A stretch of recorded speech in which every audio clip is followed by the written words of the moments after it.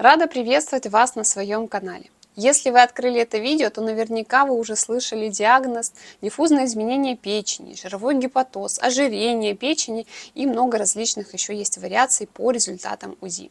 И вы вроде бы чувствуете себя отлично, ничего не чувствуете, температуры нет, только изредка могут быть такие подтягивания, боль в правом подреберье, тяжесть после еды, постоянная сонливость.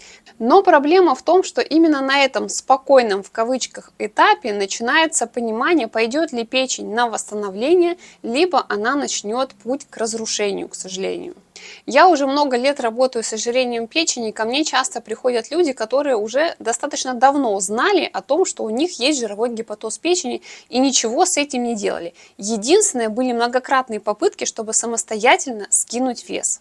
И потом уже через какой-то промежуток времени на фиброскане виден уже именно фиброз. И в сегодняшнем видео я хочу спокойно, но честно поговорить о том, что же такое жировой гепатоз на самом деле, действительно ли он в последующем приводит к циррозу печени, как сделать, чтобы не довести все-таки до такого состояния. Расскажу, на какие анализы стоит обратить внимание, чтобы понять, в какой точке вы сейчас находитесь. Как всегда, в своих видео я стараюсь придерживаться отсутствием каких-то сложных терминов и объяснять максимально простым языком. И сейчас мне хочется донести такую главную мысль, что печень – это наш главный химический завод.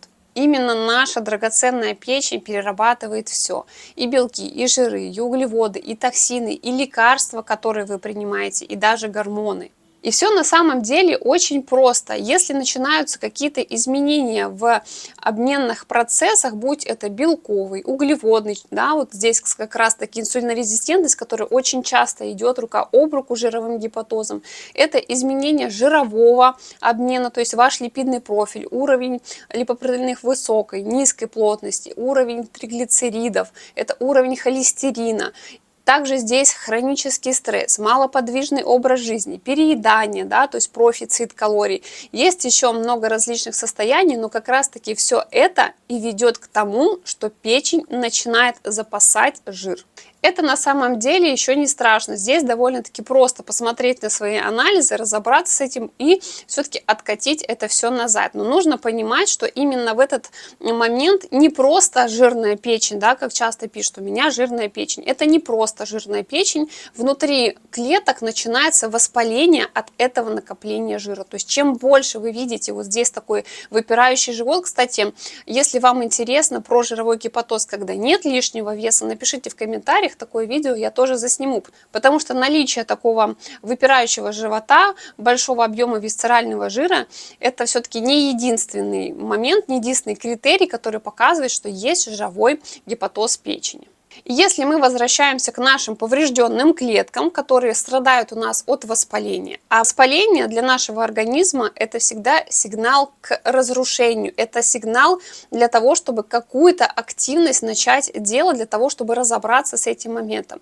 И здесь как раз-таки клетки печени, гепатоциты, они начинают разрушаться и превращаться в соединительную ткань. И как раз-таки вот эта соединительная ткань уже является фиброзом. И если вы как раз-таки годами не обращаете внимания на наличие жира на печени, то, соответственно, эта соединительная ткань растет, она становится все больше, и повреждений становится все больше. И вот таким процессом и начинается цирроз, потому что чем дольше это затягивать, формируется все больше соединительной ткани, которая становится рубцовой тканью. И вот здесь уже есть цирроз. И вот такая печень, к сожалению, уже не может работать на 100%. Она не может полноценно очищать кровь, она не может участвовать в обменных процессах на полную.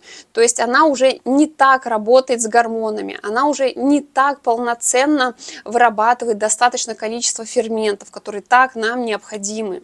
На этом этапе могут появиться такие симптомы, как постоянная усталость, появляются отеки, желтеет кожа, то есть нету настроения, нету аппетита. Кто-то на этом этапе достаточно критично начинает худеть и думает, что вот, значит, жировой гепатоз наконец-то уйдет, потому что я скидываю вес. Тяжесть после приема пищи уже не ситуативно, а после каждого приема пищи. Несмотря на то, что было там что-то жирное, жареное или нет, просто каждый прием пищи уже вот такая вот тяжесть.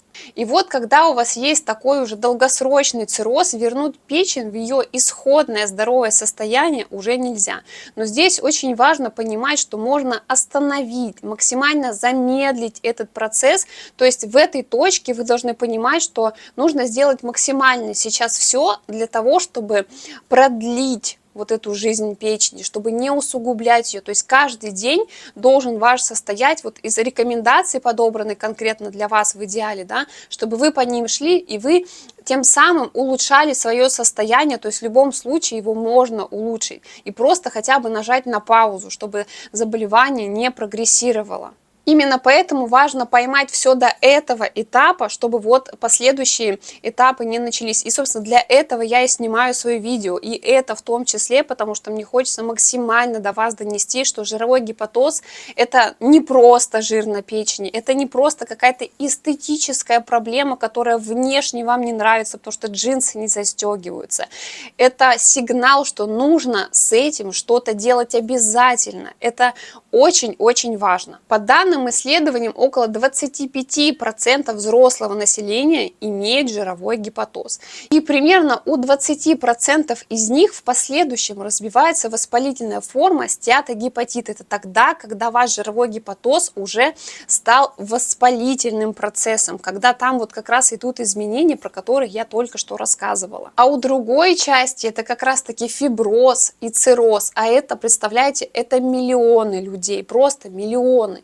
Почему же так легко упускается этот момент? Да потому что печень не болит, в ней нет болевых рецепторов. И, соответственно, когда у человека ничего не болит, он думает, ну, все нормально, значит, делать-то ничего не нужно. Давайте еще раз быстро пройдемся по симптомам. Если у вас есть лишний вес, который вы очень долго не можете скинуть, если у вас есть отечность, у вас нарушение со стулом, у вас нет стабильного стула, у вас постоянно вздутие, метеоризм, у вас тяжесть в правом подреберье, вы не можете есть жирную пищу, у вас хроническая усталость, туман в голове, очень сложно сконцентрироваться. Если после того, как вы поедите, постоянно хочется прилечь, поспать, если вы сдали анализы и у вас повышенные ферменты печени, обратите, пожалуйста, внимание на свое здоровье. Потому что я вижу в жизни, то что люди часто ищут какие-то витамины для энергии, какие-то витамины от вздутия, а может пробиотики пропить, чтобы наладить пищеварение, может быть мне свечку поставить, чтобы у меня ежедневный стул был.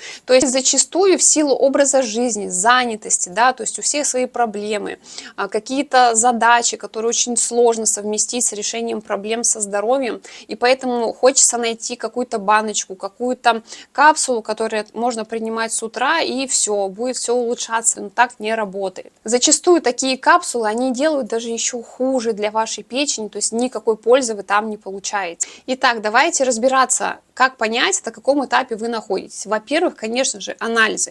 То есть в первую очередь, как правило, вы смотрите ферменты печени, АЛТ, АСТ. То есть если они повышены, то вы должны понимать, что клетки печени имеют тенденцию к повреждению. То есть здесь уже нужно принимать какие-то шаги.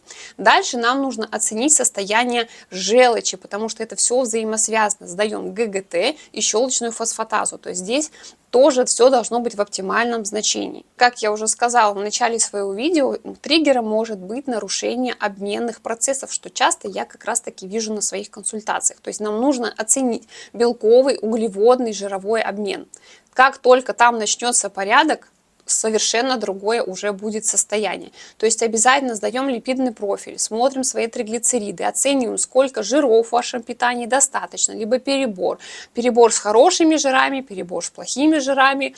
Смотрим обязательно липопротеины низкой, высокой плотности. Риски сердечно-сосудистых заболеваний нужно обязательно следить. Оцениваем углеводный обмен, потому что зачастую там просто творится хаос. Когда мы разбираемся с печенью и смотрим углеводный обмен, там высоченный инсулин, поэтому инсулин, гликированный гемоглобин, смотрим глюкозу, не показательно, лучше сдавайте гликированный гемоглобин, всегда об этом говорю, то есть без достаточного снижения инсулина прогресс восстановления печени не пойдет.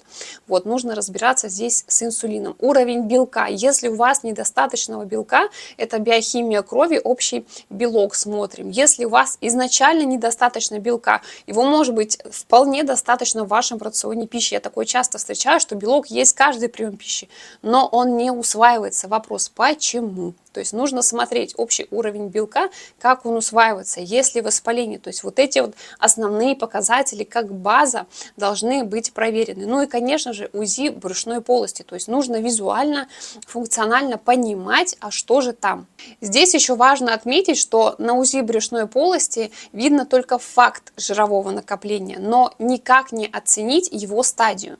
Поэтому, если вы хотите понять, дошло ли дело до фиброза, то есть идеально здесь пойти на фиброскан или сделать эластографию. Это абсолютно безболезненные процедуры. На этом этапе вы уже будете понимать, а есть ли у вас уплотнение ткани печени. И еще один важный момент, что достаточно часто бывает, что АЛТ, АСТ в порядке, особенно когда вы сходили на прием к врачу, вам уже выписали гепатопротектор, и АЛТ, АСТ уже пришли более-менее в норму, но результаты фиброскана зачастую это F2, F3 фиброз. Именно по анализам можно понять, идет ли здесь вообще путь к восстановлению, либо наоборот все только ухудшается. И, соответственно, если у нас нету этих анализов на руках, то это действия вслепую, которые не могут просто очень быстро и точно привести к результату. Если у вас есть уже какие-то из вышеперечисленных данных анализов, вы уже проходили фиброскан или эластографию, то, соответственно, у вас возникает вопрос, а что же теперь делать? Одна из самых распространенных ошибок, которые я вижу,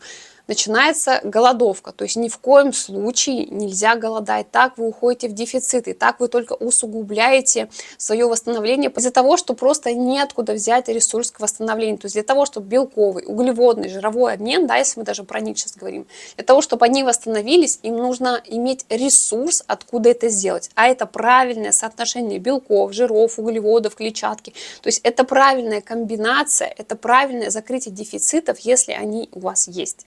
Вторая из самых распространенных ошибок, которые я вижу, я уже частично о ней сказала, о том, чтобы принимать различные БАДы, витамины для печени. В большинстве случаев вы только усиливаете нагрузку на свою печень. То есть здесь, если вы что-то принимаете, это реально должно быть обосновано с отличным чистым составом, который действительно будет помогать вашей печени, а не нагружать ее там составом капсулы, то есть отвратительно, еще какими-то добавками, которые там есть. Зачастую там есть сахарозаменители. То есть, пожалуйста, будьте бдительны в этом вопросе, не принимайте просто все, где написано для печени и так далее. Следующая распространенная ошибка – это ориентироваться на чужие схемы. Я такое вижу и в комментариях, и под своими видео. Один человек начинает советовать, другие интересоваться, расскажите поподробнее. И вот такой вот ком идет, каждый что-то добавляет, и там ну просто очень странные методы, скажу мягко. Поэтому хочу донести, что нет какой-то одной универсальной схемы. Да, у нас есть такой фундамент, про который я вот постоянно и говорю, да, какое-то элементарное, правильное, сбалансированное соотношение хотя бы в тарелке, какое-то элементарное понимание, сколько должно быть приемов пищи. Да, мы понимаем, какой должен быть размер порций. Это база, но на эту базу дальше настраивается уже личные, индивидуальные особенности. Это какие у вас есть дефициты, какие у вас заболевания, какая у вас стадия, какой вообще анамнез, какими заболеваниями вы болели, какая у вас аллергия. Очень много различных состояний, которые напрямую на это все влияют. Поэтому можно годами повторять за подругой, а вот там услышала, там прочитала, вот эту диету не пробовала, вот этот подход не пробовала. Я вижу это каждый день, правда, поэтому мне хочется об этом вот буквально в каждом видео сказать, пожалуйста, не повторяйте вслепую чужих схем. Они должны быть подобраны конкретно для вас. Огромное количество сочетаний различных показателей, и каждый из них важен. Когда на анализы смотришь, это же не просто посмотрел, а все нормально, все вписывается. Это не так. Каждый анализ нужно сопоставить с другим показателем. Оптимальное значение и референсное значение лаборатории – это разные вещи. Возрастные особенности каждого человека и каждый показатель – это разные вещи. Это абсолютно другое. Это нельзя просто взять, скопировать и применить себе. Да, может быть, у кого-то что-то действительно получается, какое-то улучшение, но реально получить результат, скопировав чужую схему, невозможно. Я, кстати, уже снимала подробное видео о том, как реально можно поддержать, в кавычках, да, почистить печень. Я прикреплю вот сюда куда-нибудь подсказку, чтобы вы после этого видео могли перейти на то и еще более детально все-таки углубиться, как натуральными средствами через питание, без вот какой-то перегрузки вы можете действительно поддерживать свою печень. Но кратко все равно в двух словах обозначу, что питание крайне важно, то есть наличие белков, жиров, углеводов, клетчатки в определенных соотношениях для вас подобранной порции, минимизация фастфуда, минимизация сахара, полуфабрикатов. То есть это может быть, я всегда говорю про золотое правило 80/20, но этого должно быть намного меньше, чем полезной, цельной, такой нутритивно-плотной еды. Во-вторых, это, конечно же, активность. Тоже всегда говорю, не нужно покорять тренажерный зал, не нужно покорять вершины гор. Просто достаточно прогуляться вечером после ужина, допустим, или в другое время, в которое у вас есть возможность. Выйдите на остановку раньше, пройдитесь, спуститесь по лестнице лишний раз. То есть буквально 30 минут какой-то активности в день уже будут улучшать ваше желчевыделение, уже будет улучшать, стабилизировать ваши обменные процессы. Тот же инсулин будет помогать снижать. В-третьих, это, конечно же, сон и работа со стрессом. Тоже без качественного сна, без работы над стрессом. Я не говорю, что нужно вообще все исключить, все, что нас, да, как-то триггерит и беспокоит, это невозможно. Просто нужно начать уделять этому внимание, применять какие-то пункты. Я уже тоже в своих видео об этом рассказывала. Хотя бы, чтобы снизить это состояние, снизить свой кортизол, потому что все-таки это тоже очень сильно взаимосвязано с процессом восстановления печени. Что касается следующего пункта, это контроль анализов, то есть вы придерживаетесь рекомендаций. Каждые 3-6 месяцев вы можете повторять анализы и смотреть динамику. То есть если вы не будете смотреть динамику, то это будет немножко удлинять ваш, да, процесс, достижение вашей цели. Если вы будете через какое-то время сверяться, смотреть, какие изменения идут, то вам будет проще в моменте подкорректировать, что-то изменить, улучшить и в следующий раз получить более качественный результат. Жировой гепатоз печени не какой-то приговор, это не какая-то болезнь, здесь все еще можно откатить, здесь можно буквально несколько корректировок внедрить, и все, и дело уже пойдет. Если у вас есть жировой гепатоз, вы знаете об этом, не откладывайте занятия этим в долгий ящик, пока вы чувствуете себя нормально, это просто большая возможность намного быстрее откатиться назад и вернуть печень свою в здоровое состояние. Для тех, кому необходима помощь, поддержка, чтобы разобрать подробно анализы, дать рекомендации, чтобы вы понимали, что конкретно у вас явилось триггером, да, с первопричиной, что нужно делать по шагам, да, что нужно принимать, что не нужно принимать, задать все интересующие вас вопросы, то ссылку на свою консультацию я всегда оставляю в описании под видео, поэтому вы всегда имеете возможность получить этот пошаговый план.